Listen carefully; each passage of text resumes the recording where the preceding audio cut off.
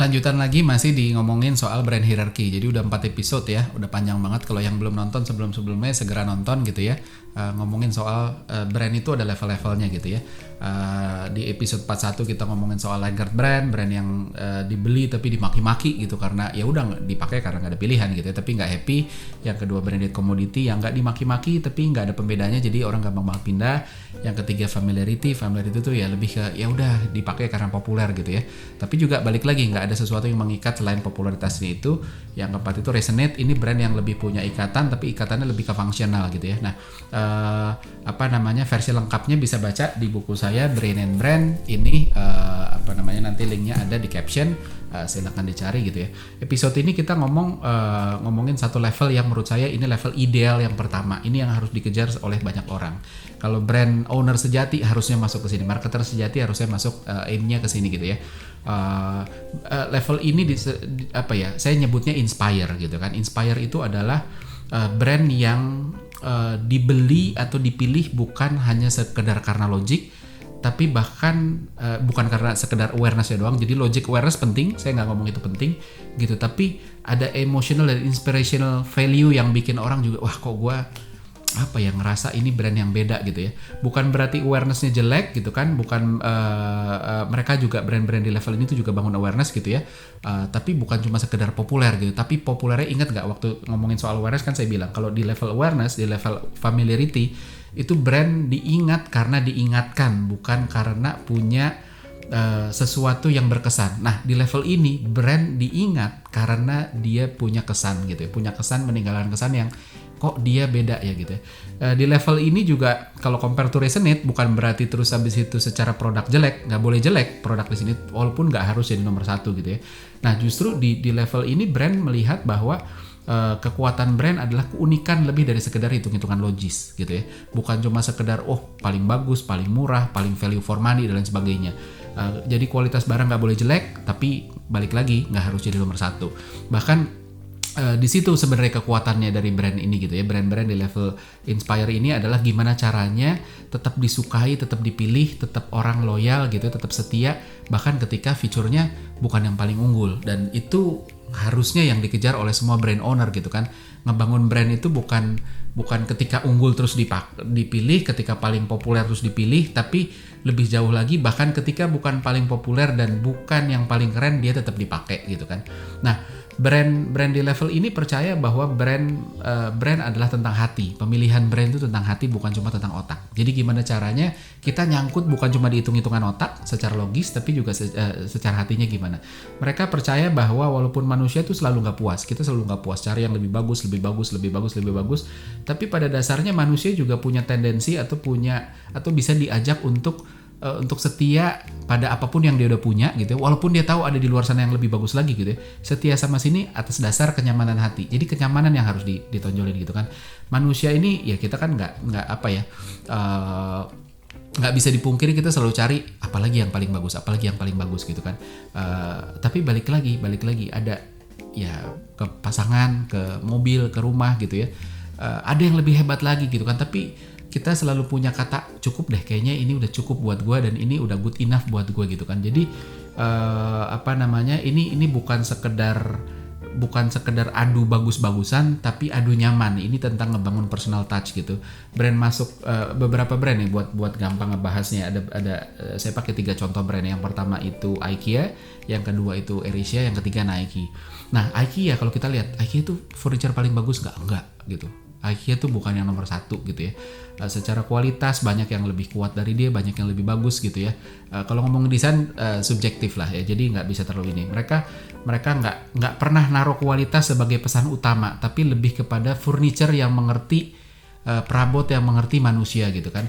Desain tokonya dibuat dengan mengerti banget manusia, flow-nya segala macam. Ada restoran di tengah, ada tempat makan di akhir. Nanti kapan-kapan saya bahas soal bagaimana IKEA mempengaruhi kita mendesain experience-nya dengan behavioral science supaya kita terpengaruh beli dan lain sebagainya. Terus habis itu kebutuhan manusia gitu kan, bagaimana kita cari barang, bagaimana kita milih furniture, harga, desain dan lain sebagainya, itu benar-benar dipengaruhi dipikirin banget sama IKEA. Mereka selalu masuk ke ngamatin keluarga-keluarga baru untuk dapet insight-nya, apa sih yang orang cari, apa sih perasaannya dan lain sebagainya. Nggak cuma related to furniture tapi apapun itu gitu ya. Jadi dia berusaha mengerti gitu. Bahkan desain IKEA yang selalu flat pack gitu, yang bisa dikemas gitu kan, bisa dibawa, dipasang sendiri, itu juga menunjukkan bahwa bagaimana dia mengertinya, bahwa target marketnya dia adalah target market yang dia pengen cari sendiri, mix and match, bawa pulang, nyampe rumah dirakit sendiri, terus habis itu dia dekor sendiri. Jadi itu story yang dia bangun, dan itu membuat user IKEA tuh merasa bahwa oh ini dia nih yang saya cari gitu kan. Ada keterikatan, ngebangun keterikatan, ada personality yang membuat kita nyaman gitu. Nah, contoh kedua kalau kita ngomongin soal AirAsia juga sama gitu. Secara functional positioning sejajar sama Citylink mungkin ya. Jadi low budget airlines gitu kan, tapi secara quality oke gitu ya. Ketepatan waktu dan lain sebagainya ada, jangkauan penerbangannya pun mirip-mirip gitu ya. Tapi AirAsia punya spirit yang berbeda gitu ya. AirAsia ini punya karakter dan personality-nya tuh original banget gitu loh. Jadi bukan ini budget airline yang punya rasa lah kalau saya bilang ya. Pemilihan makanan ya, kita bisa lihat dari pemilihan makanan yang dijual di pesawat, dia menabrak aturan-aturan makanan-makanan pesawat. Dia pakai makanan-makanan dalam tanda kutip makanan-makanan jalanan lah gitu ya. Ada nasi Hainam Singapura, ada ini, ada itu segala macam. Terus habis itu milih tempat duduk, desain materi komunikasi itu beda, punya rasa gitu ya, bukan sekedar jualan feature gitu. Nah, ketiga itu Nike pun juga sama gitu kan, sulit untuk bisa ngukur mana yang lebih bagus di kategori ini gitu kan. Kalau kita ngomongin sepatu gitu, apparel gitu kan, untuk olahraga itu susah banget, intangible, mana sih yang lebih bagus, ini apa itu gitu. Tapi yang menarik adalah ketika kita nggak bisa ngebedain itu secara signifikan gitu ya, Nike tetap punya pembeda karena dia ngebangun spirit gitu. Ada spirit yang diusung, determinasi, hardworking, persisten dan lain sebagainya gitu kan. Nike ini bukan soal tentang sepatu olahraga, tapi dan bukan cuma sekedar sepatu olahraga yang enak dilihat ya, tapi adalah tentang statement tentang tentang dreamnya mau jadi apa gitu, persistennya, terus habis itu perjuangan dan lain sebagainya gitu. Komunikasinya konsisten banget, dari pesan-pesan itu tuh konsisten banget, dia ngomongin itu terus gitu kan. Penampilannya juga, pemilihan brand ambassador pun bukan asal terkenal, tapi memang mereka cari orang-orang yang memang bisa represent value yang sama dengan yang mereka yakini gitu kan. Nah, sehingga orang mulai terbentuk, oh brand Nike itu kayak begini gitu. Jadi bukan sekedar asal terkenal, bukan sekedar asal bagus, tapi ini ngomongin soal vision, ngomongin soal belief, ngomongin soal spirit gitu kan. Itu yang dijual, dan ketika itu kebeli, apapun yang dijual jadi laku karena orang percaya sama belief. Kalau orang udah belief, orang tutup mata sama sisanya gitu ya. Nah, brand lokal pun ada nggak yang di level ini? Ada gitu kan. Saya bilang brand lokal yang ada di sini tuh Sariwangi, teh Sariwangi gitu ya. Jadi Sariwangi ini dia berani keluar out of the box dari ngomongin teh. Biasanya ngomongin teh apa sih? Oh, diambil dari pucuk daun atau daun teh terbaik, dikemas, diproses, higienis, bla bla bla. Kan selalu ngomong gitu ya.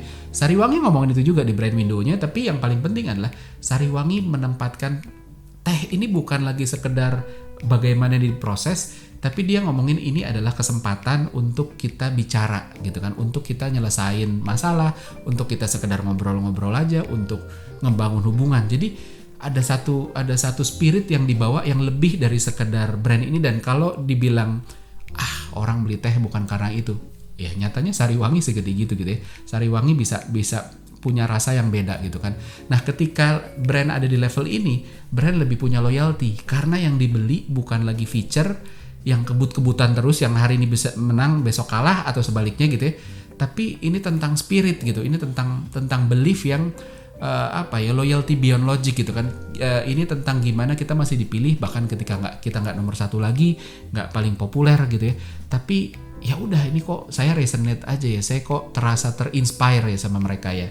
Jadi idealnya sebenarnya memang brand itu baiknya nyasar ke segmen ini gitu, level tangga yang ini gitu kan. Bukan bertarung di kualitas, di harga, di hal-hal yang logik gitu ya.